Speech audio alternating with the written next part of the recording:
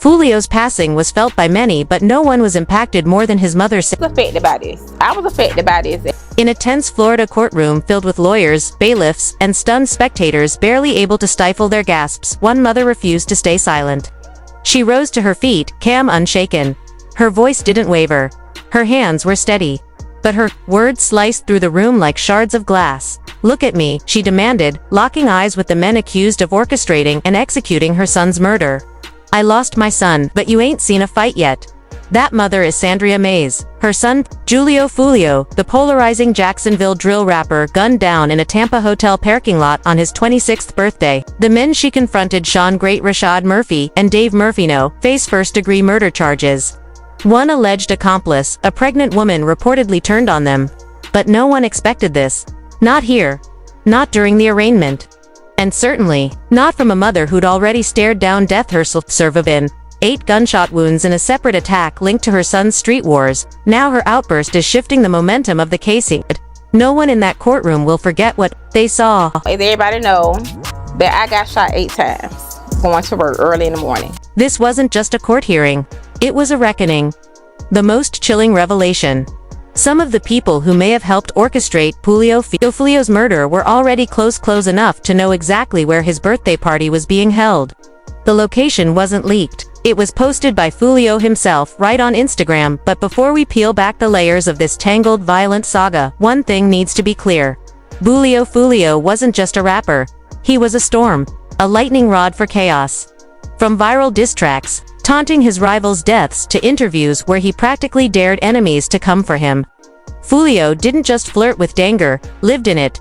And no one knew that better than his mother, Sandria Mays. Asked, where's his mom? It starts from the home. Them not knowing that I stayed on him about this beef stuff, cussed him out, begged him to take stuff down, and when I was shot 8 times, I spared the lives of those even though mine was changed.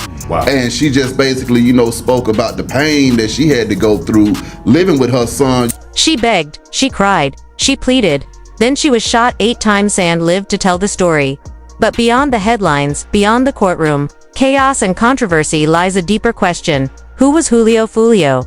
To some, he was a menace. To others, a misunderstood visionary. Born Charles Jones, he exploded onto Jacksonville's drill rap scene with raw, unfiltered lyrics that didn't just tell stories, named names, that made him both famous and a marked man. His breakout moment. When I See You, a chilling parody of Fantasia's R&B ballad twisted into a taunt aimed at slain rivals. The video went viral.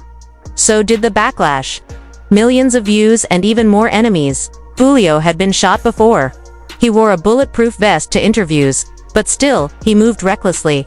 He went live on social media, dropped his location, dared his ops to pull up. And on his 26th birthday, that's exactly what he did, sending fans his party address via DM. He thought he was being slick. The truth, he was being watched. Just so surprised that he got all them enemies, man, and he was willing to go live everywhere he went and tell people, even to promote a birthday party. I think was crazy, man, knowing that, you still in your home state. I don't know why he didn't go out to like a different state and enjoy his birthday party. But if he was somewhere else, man, they probably wouldn't even got him, man. Surveillance footage from the day of the shooting captures a chilling scene. 3 men strategically positioning themselves around the holiday in parking lot in Tampa. Then in the early morning hours, the silence shattered. A barrage of gunfire erupted, lighting up the lot. Foolio, riding in the passenger seat of a car, was hit before he even had a chance to react. 3 others were wounded. He didn't survive. Police later identified the alleged shooters, Sean Great, Rashad Murphy, and Dave Murphy, bound not just by blood but by gang ties and a digital trail. License plate readers, cell phone data, and security cameras tied them to 2 getaway vehicles. But it was the 4th suspect, Alicia L. Andrews, a young woman reportedly pregnant at the time, who started to fold under pressure. According to sources, she's now cooperating with investigators and may take the stand against all 3. They think prison is a game until they get there. I mean, yeah, the girl who is charged with the murder of Foolio, she's actually pregnant at the time, so and she's cooperating. But she telling, Yeah, He's still gonna probably do 30 years. She asked for a speedy trial. This wasn't just a routine gang hit, not in Fio's mother's eyes. She believes it was personal. And if the courthouse rumors hold any weight, one of the suspects may have known Foolio, spoken with her, perhaps even shared a meal in her home. That would explain the unfiltered fury she brought into the courtroom, a rage too intimate to be detached. At the arraignment, the suspect sat motionless, expressionless, as the charges were read. But Sandria's hadn't come for silence. Seated, come to order. Court is now in session. According to those in the courtroom, she didn't just speak, she erupted. She pointed fingers, shouted names, and cursed the very floor they stood on. Deputies had to restrain her, as tears fell around the room, not just for Foolio, but for everything her death now symbolized. This was a mother who had warned him. A mother who had survived an assassination attempt of her own. A mother who watched him ignore every red flag, only to now face the people accused of finishing what years of street wars had only ever threatened. And then it gets even darker. One of the suspects, Davon Murphy, reportedly suffered a breakdown before his arrest, found at home with a gun to his head, threatening to end it all. Why? Because even they saw what was coming. His rumored cooperation could cost his co-defendants their lives. In Florida, first-degree murder doesn't come cheap. Price can be death. Florida will throw out the death penalty left and right. In Texas. Yeah, well, especially for premeditated murder. This wasn't a random act of violence, sight was as premeditated as they come. So how did it all unravel? How did a young rapper who once spoke of peace end up dying in a hail of bullets in a Tampa parking lot? And what does his mother's emotional explosion in court say about the decades-long cycle of beefs that made this moment feel less like a tragedy and more like destiny? To understand that courtroom chaos, you have to go further back, to Foolio's beginnings in Jacksonville, to the kids he grew up with, to the ones who never made it, to the mothers who wept beside his. Because Jacksonville isn't just a war zone.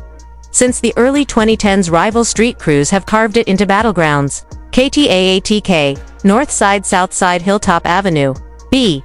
Just letters and names and lists. You've buried someone because of them.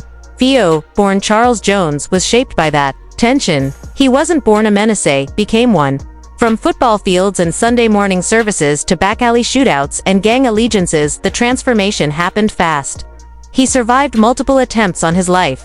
His godbrothers didn't. By 17, he was rapping about the dead and mocking the families left behind. And the music industry rewarded him for it.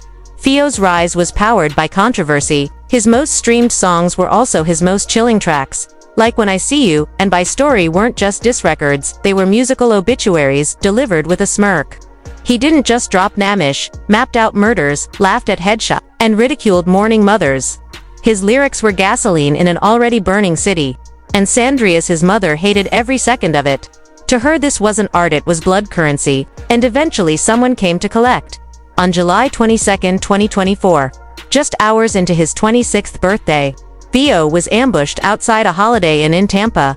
What was supposed to be a low-key celebration turned into an execution. Surveillance footage captured men moving with eerie coordination before opening fire. His car sped off. 3 others were wounded. Foolio died at the scene.